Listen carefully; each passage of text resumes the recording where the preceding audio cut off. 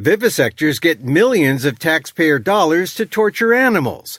They deserve an award, don't you think? For fleecing the public and for their sadistic cruelty in the name of science. It's time for the inaugural PETA's Vivisector of the Month award. Because researcher torturers deserve to be highlighted as lowlifes. Next on the PETA Podcast.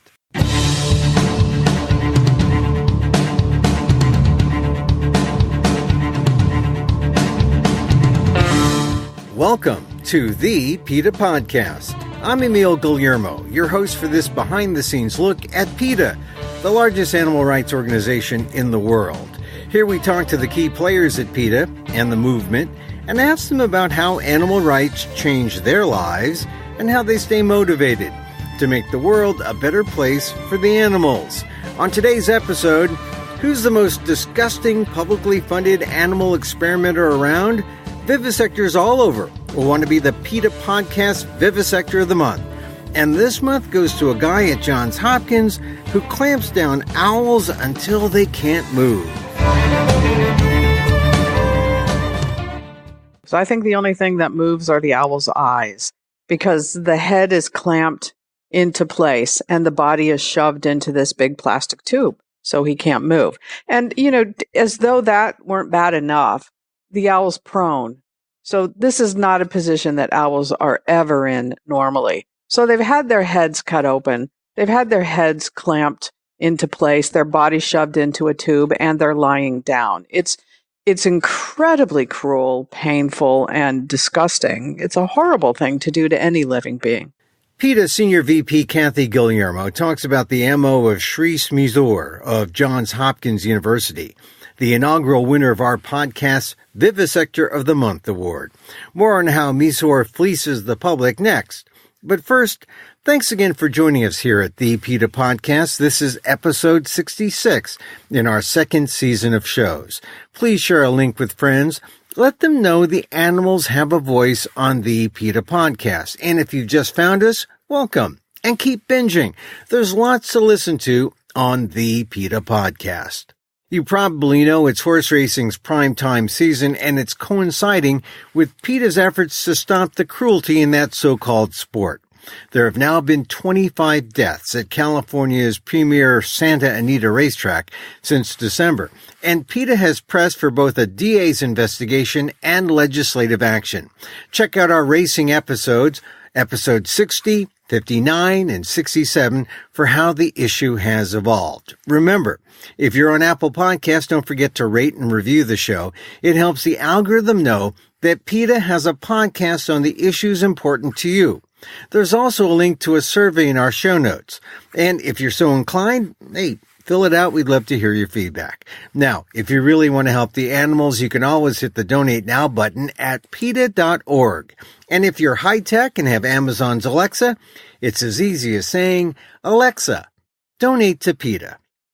And now to our episode. Here at the PETA Podcast, I work alongside my wife, Kathy, who tells me about the strangest experiments that are funded with your taxpayer dollars.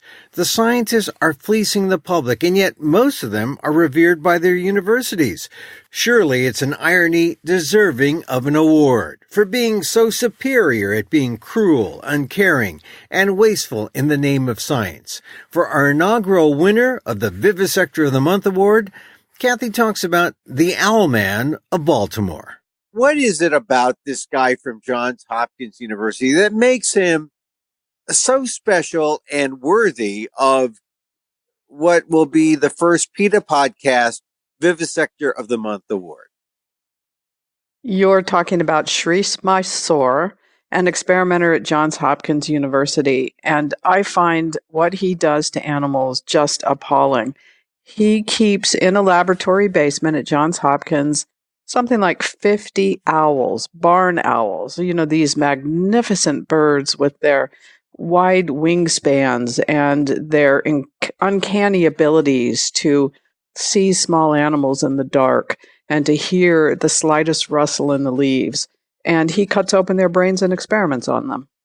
Wait a minute now. This guy, Shreesh Mysore at Johns Hopkins University, he's an experimenter, a vivisector.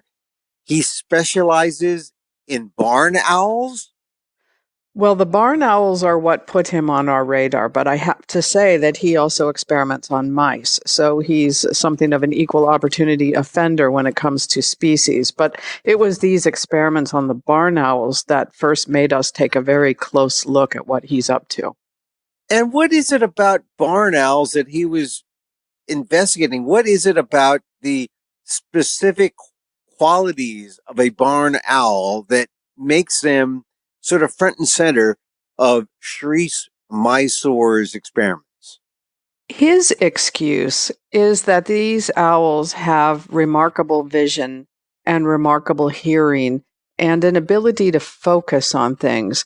And somehow he takes from that the idea that he can experiment on these animals in incredibly cruel and invasive ways and draw some conclusion about human beings with attention deficit disorder. It's a disconnect of the highest order here. Well, wait a minute here now. He thinks that because owls have such great vision, and you could say that just about any bird, right? Oh, yes. And you can say that of many humans, too. There are many humans who have an incredible ability to focus and to pay attention to one particular thing. And studying how it is they do that doesn't tell us anything about human beings who have a deficit in that area. So it's a huge leap. And frankly, I think that what he's doing is just studying owls for the heck of studying owls and then pretending for his $1 million that he gets from the government that this might one day help humans. I think that's a complete fantasy. Well, wait a minute now. This guy has a $1 million owl fetish? Yeah, it does sound like that, doesn't it? But yeah, he's getting hundreds of thousands of dollars, almost $1 million or just over $1 million, I believe, in federal grants to do these experiments on owls. And he's highly touted by Johns Hopkins, which makes you wonder what they're thinking, that they somehow think he's a good PR move for the university. For any university, the owl is considered kind of, the image of an owl is revered. It's an intellectual. You usually see an owl as a judge or an owl as a professor. I went to lowly Everett Middle School in San Francisco, in the heart of some of the best, what they used to call ghettos or, inner city areas. And Everett's mascot was the owl. And it was actually a sort of a point of self-esteem. We saw the owl and we were proud to be the Everett Eddie Owls. That was our mascot. And, for all those poor kids, Black and Latino and Asian, Filipinos, well, we're very proud. Although owls aren't exactly the most macho thing, like tiger or something like that. But the owl is an image. You can see why people kind of like them, right? Yes, and I see why your school might want to do that because of the association between owls and great intelligence and a kind of a calm authority. And that's the image that they put out from Johns Hopkins about these experiments. They do release video of these owls standing on a perch, a very benign video. But let me tell you what they actually do to them, if I may, because it's kind of horrifying. They take these owls who've been caught from the wild, most of them. They cut off the top of their skull, the bone that covers the top of their skull, and they then cement and bolt a metal frame onto the top of what's remaining of their bone, and that's there permanently. And that metal device allows them to attach the owl to another device to hold their heads in place, so they can't turn their heads. And what an owl looks like as he turns his head with his body staying in the same position. So they then put electrodes down into the owl's brain. And for as many as 16 hours straight, they keep this owl clamped, this owl's head clamped, his body shoved into a tube so that he can't move.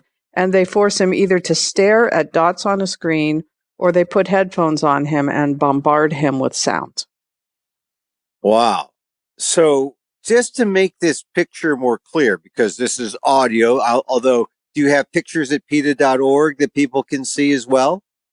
The last thing Johns Hopkins wants you to see is a photo of what he does to owls. So no, we don't. And Johns Hopkins, being a private university, is not subject to open records requests like public universities are. So how do you know about this? His published papers. We know from his published papers, and we know from his applications to the National Institutes of Health for funding. And he has a description of what he does to these owls and what he intends to do with the next group of owls in his next experiment. So you have this kind of pride of ownership of this guy. You know, he's out there saying, look at what I've done. Look at my great deeds.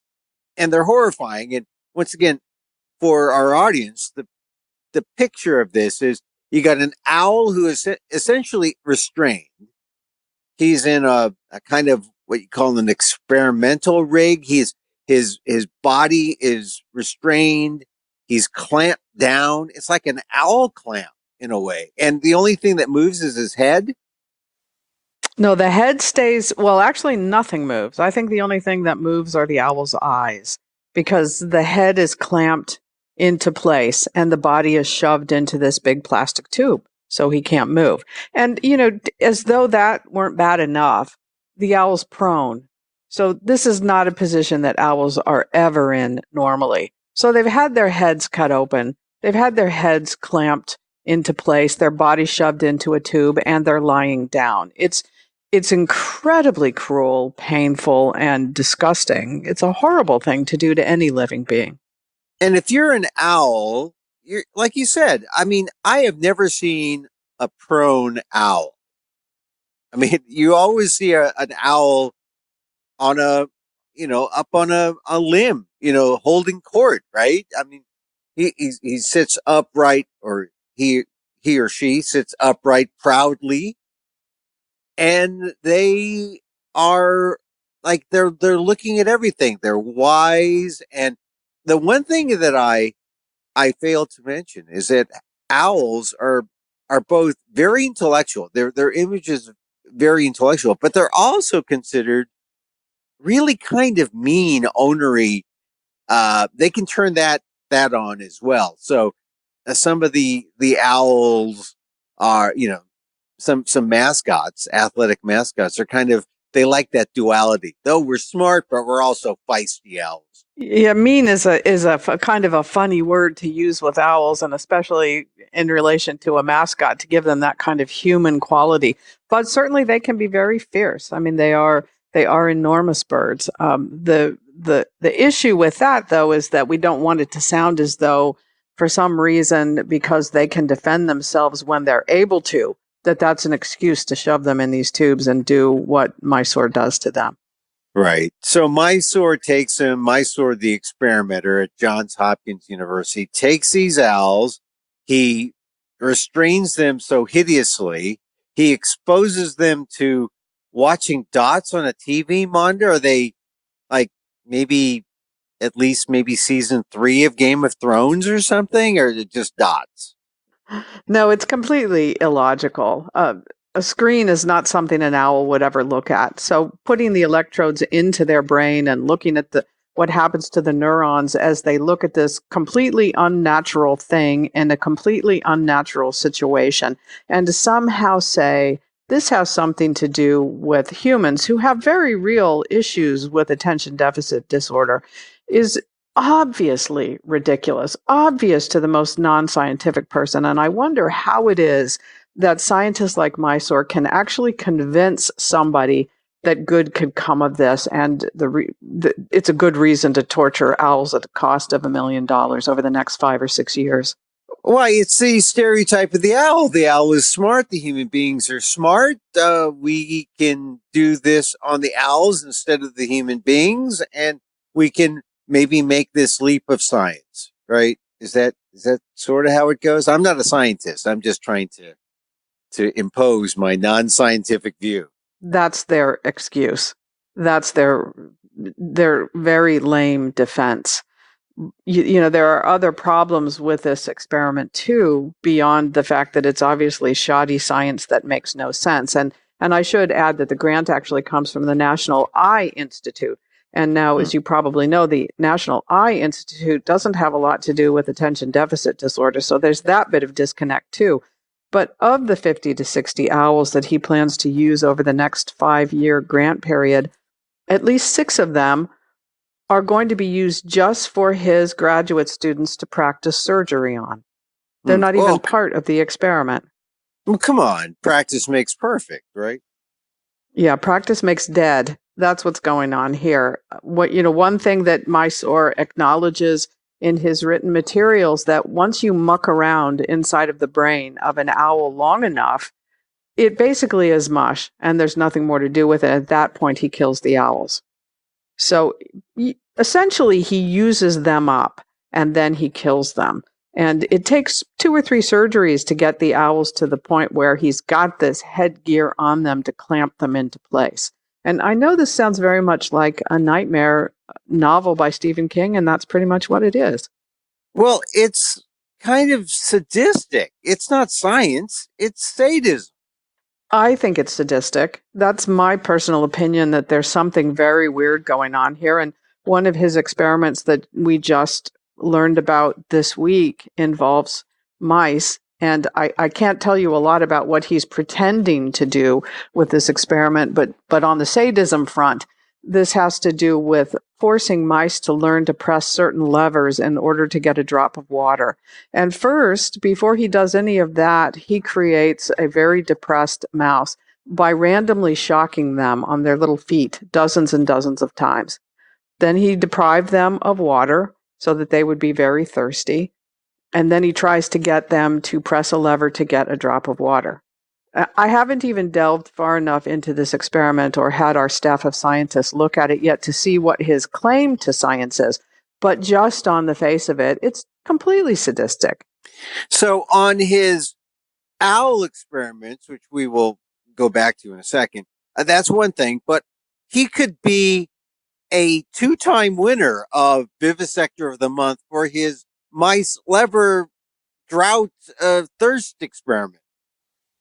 Oh, he could. And it reminds me so often when I look at the body of work of animal experimenters that they seem to go from one horrible thing to the next horrible thing. And nothing comes out of it that's of any use to people, in spite of what they say and in spite of what they pretended. I would argue that even if it were of use to humans, it's still wrong and it should never be done.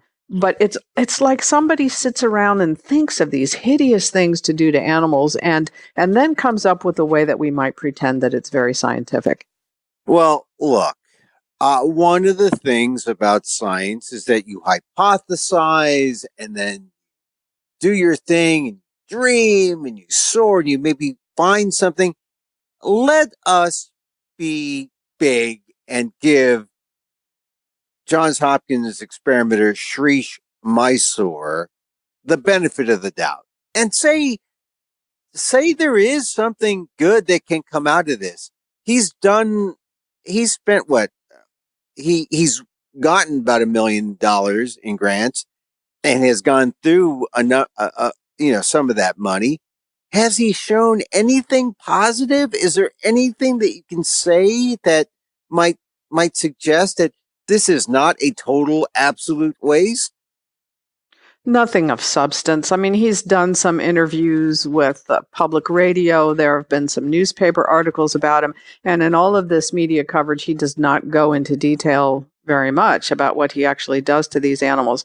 But the claims are all very general and all very vague. Isn't it amazing that owls are able to focus auditorily and visually on the way that they do? And gosh, if we knew more about this, couldn't we draw some conclusions about humans? It's absurd on the face of it. So that's essentially the level of scientific discovery that we're talking about. Now, if you look at his published papers, he'll have a lot of detail on what he finds out about these owls. But there's no conclusion drawn from that necessarily that goes into what this means for humans. And again, I argue that even if there were, it's not right. We don't have the right to do this to other beings. We don't have the right to take animals from their own homes, their own lives, their partners, their babies. We don't have the right to do this to them, no matter what the benefit to humans is. And he's saying that all this work that he's doing, the hundreds of thousands of dollars of experiments, could help humans with attention deficit hyperactivity disorder, ADHD, or attention deficit disorder, ADD. There must be some legitimate research in those fields that looks at this, legitimate researchers who look at this and say, wow, what is this guy up to? Is there anything like that you found? Oh, certainly. There's a lot of clinical research going on with ADD. Imagine that. Scientists actually working with humans who have this issue and from whom we can learn a great deal. Yes, there's definitely legitimate research going on in those areas. There's no question. And we have to look at the $1 million or so that Mysore has gotten and wonder if it could have been better spent. Well, it certainly could have been. But I think for anybody who's new to the issue of animal experimentation, that would be an obvious question. What didn't get funded because he's in a laboratory cutting the skulls off the tops of owls' heads? And so what happens with Mysore now is that essentially he has justified his existence. He has justified what he does for Johns Hopkins. He has justified his time on Earth with torture and with these hideous experiments. That's about it. Yeah, and this goes back to the whole issue with animal experimentation and how that world works. And we need an entirely new system for trying to study diseases in human beings. It used to be back a number of decades when experimenters did this kind of what's called basic research, which is basically let's do some experiments and let's just see what we find, and maybe someday somebody can use that information. Then people like animal rights activists and PETA and other organizations began to question the value of that kind of work when it caused so much suffering. And it was at that point that experimenters began to pretend, in my view, that this had something to do with helping human beings, when we clearly know that it doesn't. We have a system that's broken. We have a system that rewards experimenters for doing terrible things to animals and publishing papers with it. And the universities love it because the money comes in from the National Institutes of Health. The experimenters love it because it's a lot easier doing experiments on animals and publishing a paper than actually to work with human beings or other methods that they're not familiar with yet. So this whole system needs to be shaken upside down, and all these bad players need to be dumped out of it. Now, I know because, I know what you do every day. You look at videos of these sorts of things, and you didn't get a video of this or pictures of this necessarily, but you did get his reports, Mysore's reports. When you look at these things, what does it do to you? When you look at, and there are some things that are more graphic because videos are available. What do they do to you when you see these bits of evidence of lab sadism and these cruel and hideous practices in Vivisector's labs? When you watch them, how do you feel personally, and how do you deal with all that? Well, as you know, it's very difficult for me to sleep some nights because I think this is a lot to deal with on a daily basis. In the world of animal experimentation, perhaps they're used to this, but I never, ever get used to seeing these kinds of experiments described. And over again, I read this material. So the first reaction when I do that is that it's horrifying. And then I question what kind of a mind comes up with this? And second, what kind of a mind approves it? And then I become angry because, I'm in the end not the one who's doing the suffering.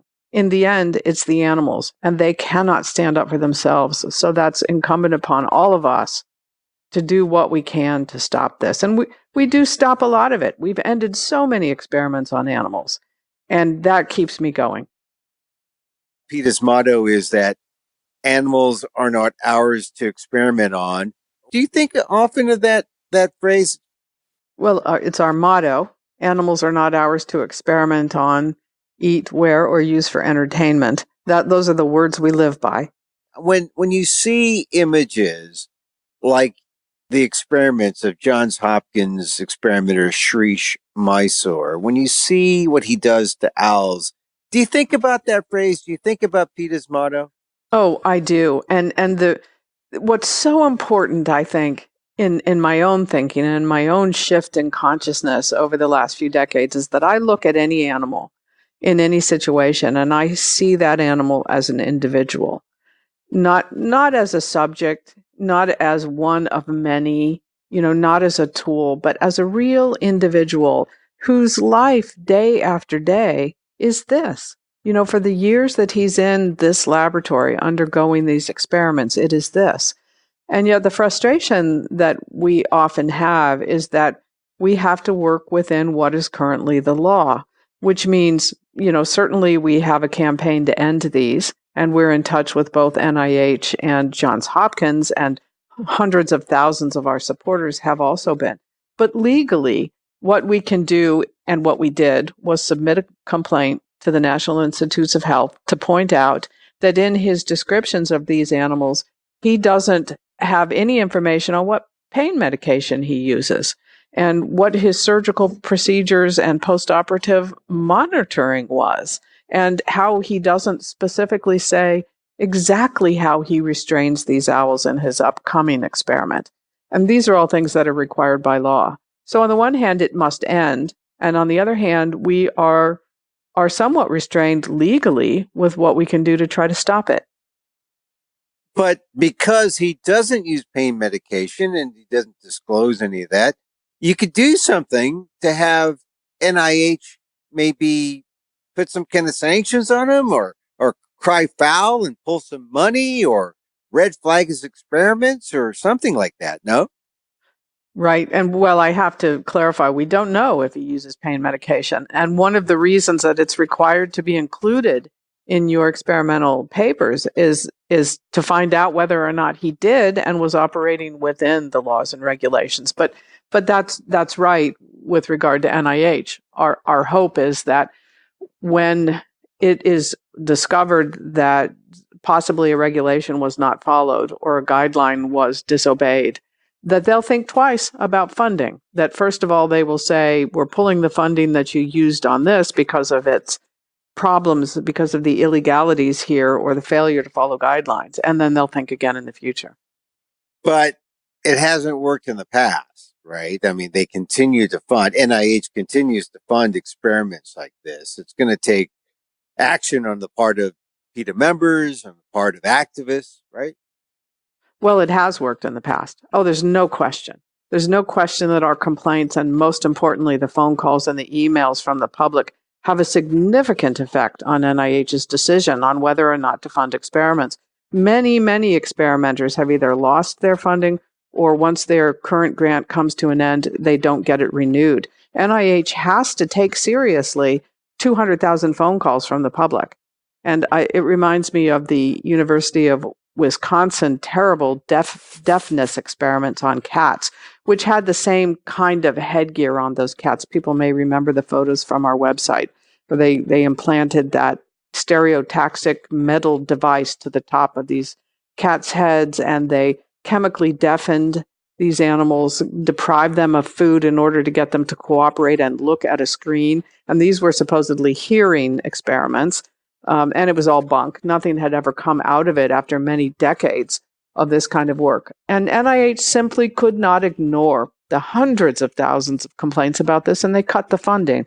And eventually the lab was closed and the experimenter retired. So there's no question it works. And that's what's so important for people listening to this to hear and to get onto PETA.org and to take part in our action alerts because they make a huge difference.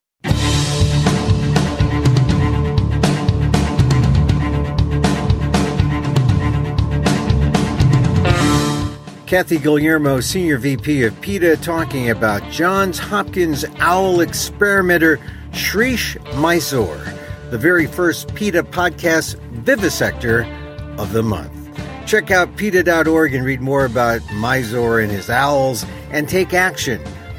Go to the website and send a message to the labs how the torture must end. Go to PETA.org.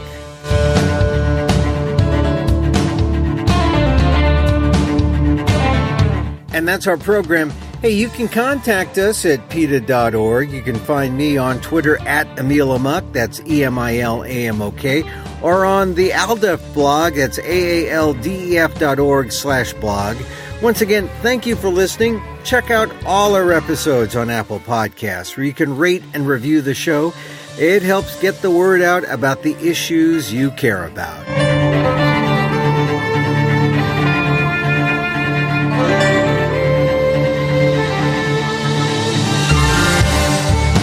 Our music is provided by CarbonWorks. Check them out on YouTube. Thanks again for listening. Join us again next time for more insight into animal rights and the fight for a cruelty-free world on the PETA Podcast. I'm Emil Guillermo.